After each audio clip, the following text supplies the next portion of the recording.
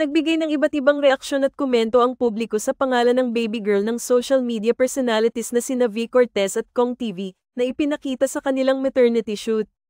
Noong ika-23 ng Marso, ipinost ni V sa kanyang social media ang mga larawan mula sa kanilang maternity shoot na kuha ng The Baby Village Studio. Sa mga larawan, ibinahagi ni V ang isang espesyal na anunsyo tungkol sa kanilang anak.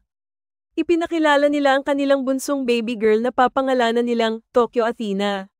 Ang Tokyo ay ang kabisera ng bansang Japan, samantalang ang Athena ay isang pangalan na hango sa Greek mythology, kung saan si Athena ay isang makapangyarihang diyosa ng karunungan at digmaan.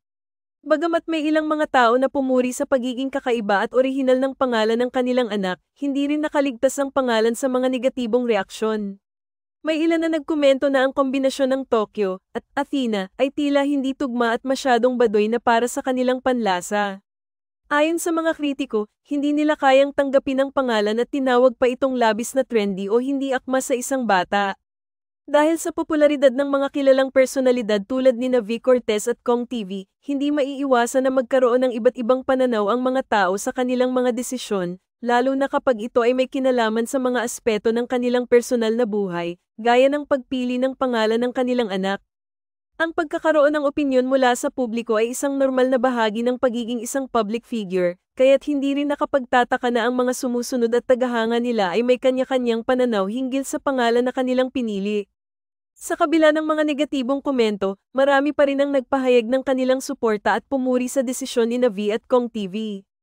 Para sa mga taga-suporta nila, ang pangalan ng bata ay isang pagpapakita ng pagiging malikhain at personal na pagpili ng magulang. Ibinahagi rin ng ilang netizens na ang pangalan ng bata ay hindi mahalaga sa kanilang pagiging magulang at ang pinaka-importante ay ang pagmamahal at pag-aalaga na ibinibigay nila sa kanilang anak. Ang mga reaksyon ukol sa pangalan ng baby girl ni V at Kong TV ay nagpapakita ng pagkakaiba-iba ng pananaw ng mga tao.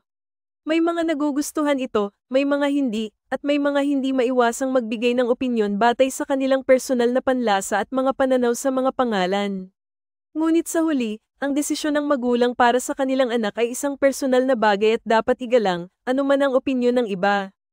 Habang ang mga pangalan ng mga anak ay may malalim na kahulugan at simbolismo para sa mga magulang, madalas din itong nagiging usapin sa social media kung saan ang mga tao ay may malayang opinyon. Sa kabila ng mga batikos, patuloy ang suporta kay V. Cortez at Kong TV sa kanilang journey bilang magulang at sa kanilang desisyon na maging transparent at bukas sa publiko tungkol sa kanilang buhay pamilya. Ano ang sa inyo sa balitang ito?